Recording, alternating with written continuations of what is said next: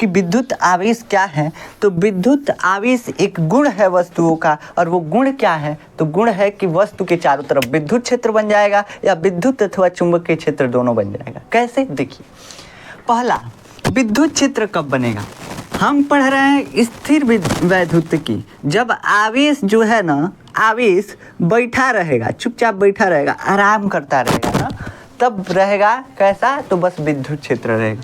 अगर कोई आवेश है वो आराम कर रहा है तो उसके चारों तरफ बस विद्युत क्षेत्र होगा। अगर आवेश है और दौड़ लगा रहा है यानी दौड़ रहा है तो क्या होगा, उसके चारों तरफ विद्युत और चुंबकीय क्षेत्र दोनों होगा। कैसे, देखिए, हम जो बिजली अपने घर में लाते हैं, बिजली समझते हैं ना, इलेक्ट्रिसिटी, कई लोग बोलते हैं इलेक्ट्रिसिटी, विद्युत। तो जब तार के द्वारा हम विद्युत को लाते हैं तो उसमें क्या होता है, देखिए, बिजली बनाने के लिए कुछ नहीं करना होता, बस इलेक्ट्रॉन को दौड़ा दीजिए, आवेश दौड़ा दीजिए, बिजली बन जाएगा, विद्युत बन जाएगा। बस उसको दौड़ा दीजिए, कैसे हूँ दौड़ा दीजिए, बस विद्युत बन जाएगा। हमारे घर में जो लाइट आता है, विद्युत आता है, वो बन जाएगा, इलेक्ट्रिसिटी। तो यहाँ पे क्या होता है, यहाँ पे आवेश दौड़ रहा होता है, चल रहा होता है। तो जब आवेश गतिमान हो तो आवेश के पास पहले से विद्युत क्षेत्र था, और जब आवेश गति करने लगता है, दौड़ने लगता है, तो इसके चारों तरफ चुंबकीय क्षेत्र भी बन जाता है, तभी मोटर हमारा चलता है। चुंबकीय क्षेत्र नहीं बनता तो मोटर नहीं चल पाता। जो टुल्लू पंप है हमारा, जो नलके से चलता है, पानी निकालता है, टंकी में भरता है, वो कैसे चलता है, तो इसी चुंबकीय क्षेत्र के कारण ही चलता है।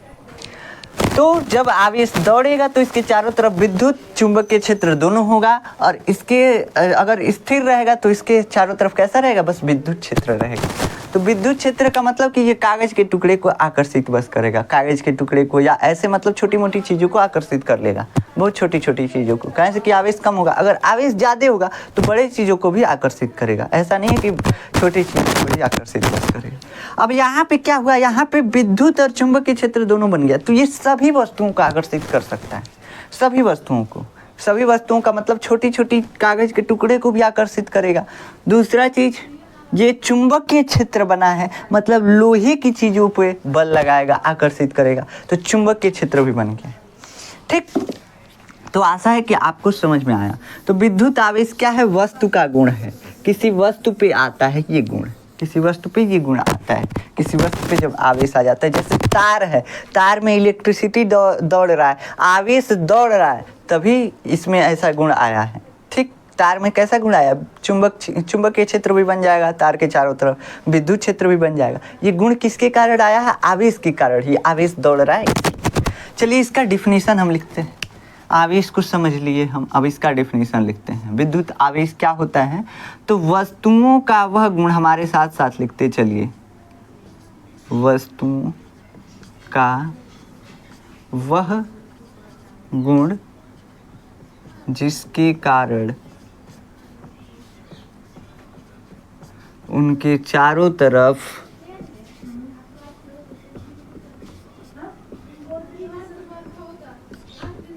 विद्युत अथवा चुंबकीय क्षेत्र, चुंबकीय क्षेत्र, थोड़ा हम शॉर्टकट लिखेंगे, ठीक, तो आप थोड़ा बढ़ा करके लिख दीजिएगा, चुंबकीय क्षेत्र, विद्युत अथवा, विद्युत और चुंबकीय क्षेत्र दोनों लिख लीजिए, विद्युत व चुंबकीय क्षेत्र दोनों उत्पन्न हो जाते हैं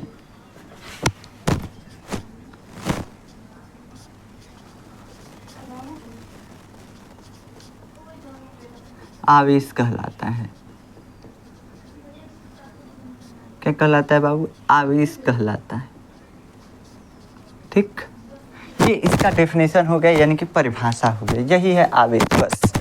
अब ये जो आवेश है ये बस पदार्थों पे ही आता है। ठीक, ये जो है बस पदार्थों पे आता है, तो इसको आप लिख सकते हैं, ये पदार्थों का मूलभूत गुण है, पदार्थों पे आता है, मतलब कि किसी वस्तु पे ही आएगा। ये मार्कर है तो इस पे ही आवेश आ सकता है।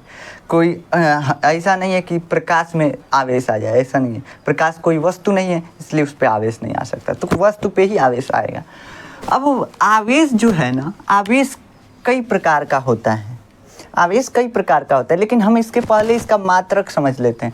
आवेश को दर्शाते कैसे हैं, इसे क्यू से दर्शाते हैं, कैपिटल क्यू लिख लीजिए या स्मॉल क्यू, कोई भी क्यू से दर्शाते हैं। ठीक, आवेश को Q से दर्शाते हैं। इसका मात्रक क्या है? तो आप मात्रक निकालने के लिए क्या कीजिए, आपको मात्रक अगर आवेश का निकालना है तो आप क्लास 10th में एक फार्मूला पढ़े होंगे विद्युत धारा का, I बराबर Q बटा T। क्या पढ़े थे? I बराबर Q बटा T। Q मतलब आवेश बटा समय। एकांक समय में किसी तार के अनुप्रस्थ काट के क्षेत्रफल से गुजरने वाले आवेश की मात्रा को क्या बोलते हैं? विद्युत धारा। ये आप डेफिनेशन पढ़े होंगे, यही फार्मूला लिखे होंगे। इसी फार्मूले से हम इसका मात्रक निकालेंगे। चलिए देखते हैं कैसे निकालते हैं। I बराबर क्या था? Q by T. I बराबर Q बाई टी। हमको किसका मात्रक निकालना है? Q मतलब आवेश का मात्रक निकालना है। आवेश को इधर ही रहने दीजिए, इसको सॉल्व करते हैं। T इधर भगे में है, अगर कोई चीज़ भगे में होता है और इक्वल टू के इधर आता है तो गुणे में हो जाता है। तो I गुणे T और बराबर Q बराबर क्या हो गया? I into T। अब Q का मात्रक हमको निकालना है। Q मतलब आवेश का मात्रक क्या है बाबू? I का मात्रक यानी विद्युत धारा का मात्रक क्या होता है? एम्पियर। पढ़े थे आप क्लास 10th में, एम्पियर। ठीक, और गुणे समय का SI मात्रक क्या होता है? सेकेंड। हमेशा कभी भी रखिएगा मात्रक SI मात्रक ही रखिएगा। एम्पियर धारा का SI मात्रक होता है और सेकेंड समय का SI मात्रक होता है। तो Q का मात्रक यहाँ से क्या निकल के चला आया? Ampere second. क्या निकल के चला आया? Ampere second. लेकिन चूंकि आवेश का नाम एक वैज्ञानिक के नाम पे रखा जाता है जिसका नाम है क्या? जिसका नाम है कूलाम। क्या है बाबू? कूलाम। देखिए इस चैप्टर का इतिहास भी है थोड़ा, बेंजामिन फ्रैंकलिन वगैरह सब, ये सब इतिहास पेपर में नहीं आएगा, ये तो गारंटी है। तो इसलिए हम इस लेक्चर में इतिहास को नहीं बता रहे हैं। आप अगर इतिहास इसका देखना चाहते हैं तो आप पहला लेक्चर देखिएगा इस चैप्टर का, उसमें हम बताए होंगे। ठीक, तो इन्हीं वैज्ञानिक के नाम पे इस आवेश का मात्रक रख दिया जाता है कूलाम, और कूलाम को शॉर्टकट में C से लिखते हैं। तो आवेश का मात्रक आज से कोई पूछेगा तो क्या बताइएगा? कूलाम। आवेश का SI मात्रक क्या होता है? कूलाम। किसके नाम पे? कूलाम एक वैज्ञानिक थे, उन्हीं के नाम पे रख दिया गया। और इसका ऐसे मात्रक देखा जाए MKS पद्धति में तो एम्पियर सेकेंड होता है इसका मात्रक। ठीक, तो आवेश आप चलिए अब समझते हैं आवेश के प्रकार के बारे में। आवेश का मात्रक याद रख लीजिएगा कूलाम। अब क्या करते हैं? अब आवेश के प्रकार के बारे में समझते हैं। आवेश मेनली दो तरह का होता है। कितने तरह का होता है? दो तरह का होता है। एक प्लस आवेश होता है और एक माइनस आवेश होता है। क्या होता है? एक प्लस आवेश होता है और एक माइनस आवेश होता है। एक धनात्मक आवेश होता है और एक ऋणात्मक आवेश होता है। एक धनात्मक आवेश होता है और एक ऋणात्मक आवेश। पॉजिटिव चार्ज और एक होता है नेगेटिव चार्ज। ये तो आप क्लास 10th में ही पढ़े होंगे। ठीक, अब ये पॉजिटिव और नेगेटिव के गुण के बारे में समझ लेते हैं। आवेश कितने तरह का? दो तरह का, पॉजिटिव नेगेटिव। कोई भी वस्तु या तो पॉजिटिव होगा या तो नेगेटिव होगा, या तो उस पर कोई आवेश ही नहीं होगा। और जब आवेश नहीं होता है तो उस वस्तु को बोलते हैं न्यूट्रल है। न्यूट्रल का मतलब उदासीन है, मतलब उस पर वो गुण है ही नहीं। अगर कोई वस्तु आवेशित है तो उस पर दो ही तरह का आवेश आ सकता है। कौन कौन सा आवेश आ सकता है? एक पॉजिटिव यानी धनात्मक आवेश और एक नेगेटिव यानी ऋणात्मक आवेश। तो कोई भी वस्तु है उस पर दो तरह के आवेश आ सकते हैं। दो तरह के आवेश के गुण हो सकते हैं, प्लस चार्ज यानी कि धनात्मक आवेश, माइनस चार्ज यानी नेगेटिव आवेश। ठीक, माइनस चार्ज यानी ऋणात्मक आवेश। ठीक, अब कोई वस्तु अगर उसके पास आवेश है ही नहीं, मतलब आवेश का गुण ही नहीं है, तो वो कैसा होगा? वो न्यूट्रल होगा। न्यूट्रल मतलब उदासीन, उस पर कोई आवेश ही नहीं होगा, ना तो नेगेटिव होगा ना तो पॉजिटिव होगा। ठीक, अब क्या होता है? आवेशों के गुण होते हैं। आवेशों का गुण क्या होता है? इन दोनों का भी गुण होता है। इन दोनों का गुण क्या होता है कि जब मान लीजिए कोई वस्तु है, इस वस्तु पे एक वस्तु पे क्या है? प्लस चार्ज है। एक वस्तु जो है इस पे प्लस चार्ज है, और दूसरा वस्तु है, दूसरा कोई गेंद है मान लीजिए जिस पे निगेटिव चार्ज है यानी माइनस चार्ज है। एक पे प्लस एक पे माइनस, एक पे प्लस एक पे माइनस। तो जब उल्टा चार्ज यानी कि नॉन सिमिलर चार्ज एक दूसरे के पास आते हैं तो एट्रैक्शन होता है। क्या होता है? एट्रैक्शन होता है, मतलब आकर्षण होता है। दोनों एक दूसरे को खींच लेंगे, दोनों एक दूसरे को खींच लेंगे। ऐसे देखिए, ऐसे समझिए, ये जो माइनस चार्ज है इधर प्लस को खींचेगा। देखिए, प्लस जो है माइनस को खींचेगा, माइनस जो है प्लस को खींचेगा, अपनी तरफ दोनों चिपक जाएंगे। और वहीं अगर प्लस प्लस आ गया, मतलब सेम चार्ज आ गया, तो क्या होगा? सेम चार्ज आएगा तो दोनों रिपल्सन करेंगे।